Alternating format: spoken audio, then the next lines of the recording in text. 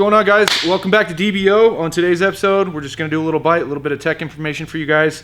If you have an OBD1 BMW, we're going to show you how to replace your chip in there if you're chipping your car. Now, one of the reasons we're doing this, as you can tell, I am wearing a Squid tuning t-shirt. They awesomely decided to sign up and get on board with sponsoring us, so that's pretty exciting. So we want to shout out to Jay. Thank you so much for supporting us. We appreciate that. We certainly intend on supporting you. Anyway, let's get down to it. So what we got today is a Bosch 173 ECU. This is out of an M20 B25 E30. Okay, so late model E30 from the US. We also have the chip that Jay made for this car. Awesome. Tools you will need. Very, very straightforward. I like to have one small flat blade, one large flat blade.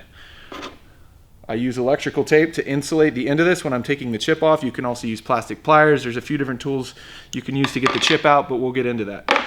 With every one of these chips, I believe, Jay will include one of these. This is a very handy, very easy to follow instruction page. But so you guys can visualize it and see exactly what we're doing. I'm just gonna go through and do this so you guys can see it. So anyway, first things first, what we're gonna do is we're going to pry these tabs off here, okay? So each one of these tabs is a soft metal, basically bracket, and what it does is it holds the outside cover of the ECU on. So this is the reason why I like to have a small screwdriver as well as a large one. So I'll go through and kind of pry these up very carefully, and you do want to make sure that you are gentle with these.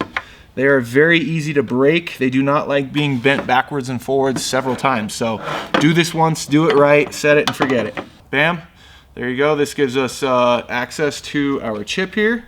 So I'm gonna set this aside so you guys can see. So now what we're looking at is the inside of the ECU, obviously. This right here is your chip, okay? So it's got this plastic cover on it. Be very gentle. Do not scuff anything on the motherboard here, the main board, whatever you want to call it. You want to be very, very gentle with this. So I'm going to remove the plastic cover. It really does not want to come off of there.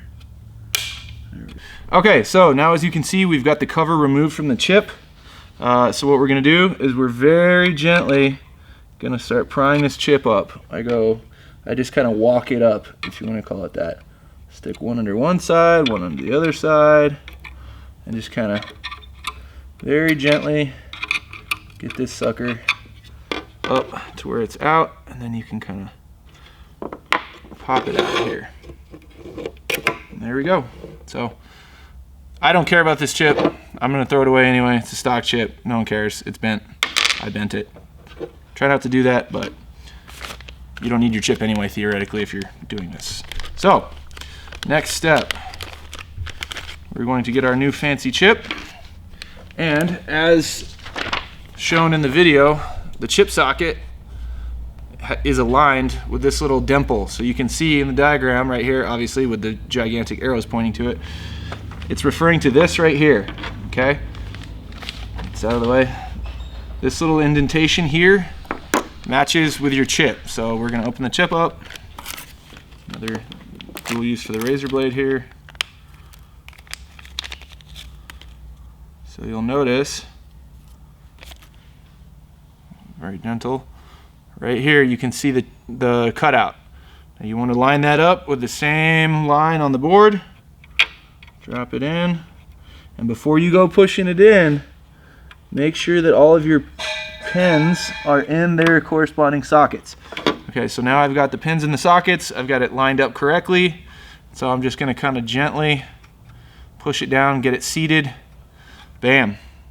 So I'm gonna throw the cover back on it, and then we'll throw the outside cover back on it, and that's about as easy as it is. Cool, so we've got our chip cover back on, we got the metal cover back on, so now what I'm gonna do is just very gently use the back end of this screwdriver and just start prying these back down to their original positions here.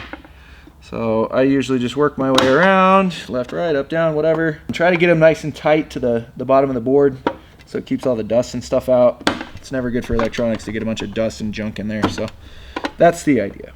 So that completes how to chip your OBD1 BMW ECU. Now there are a few differences depending on what ECU you have, For example, some of the V8 stuff actually has 2 tiers of ECUs that are stacked within the entire housing of the ECU, and you have to open them up. We can get into that. If you guys want to see us do that, let us know in the comments. We'll do it. Otherwise, the last thing to note is just the reinstallation procedure. So if you're doing this on an E30, you're going to want to remove the upper glove box trim. There are 3 Phillips head screws and I believe 2 plastic tabs in the back. Remove that. That gives you access to the ECU, at which point in time you're going to release your main harness from your engine from the ECU. There's a silver lever that pries up. There's this metal clip here. You want to just lift up on the metal clip, and then you're going to pry up on this side, because this is the side that clicks in. So basically you're going to pry up on the back of it, on the side where the Bosch sticker is right here, pry up and then pull back, and that'll release your harness, at which point in time you have 4 10mm bolts that will be holding this to the top in the glove box. 1, 2, 3, 4. Remove those, take your ECU out, do your chip job. That concludes how to chip your ECU. I also just wanted to say, for all you guys who are out there wondering what's going on with some of this M20 stroker stuff, I'm working on it. I got tons of parts. I just also have lots of stuff to do, so I apologize. Bear with me, guys. However, this ECU, speaking of the last stroker video, is going to be going on to that motor. So you guys will be able to see what Sssquid tuning can offer you with this ECU and a chip for any of your builds. So we're going to do a before run and we're going to do an after run, and we'll give you differential numbers on how much of a difference this chip actually makes, because I got a feeling it's going to be a big one. So anyway, stay tuned for stroker stuff. There's more of that stuff coming, as well as I wanted to get to shout out all you guys watching that are into M20 stuff. I've been doing my best to reply to everybody. I'm sorry if I haven't gotten back to you yet. I get a lot of emails, a lot of calls, a lot of texts, a lot of Instagram messages, etc. I'm doing my best, guys.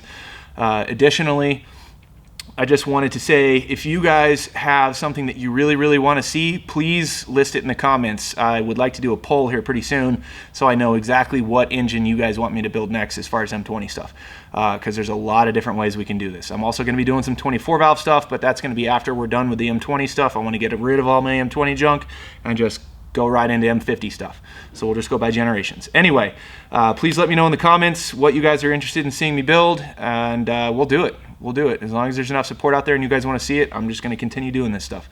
So yeah, let us know. Please comment, please subscribe, please like. Appreciate you guys watching. Have a great day.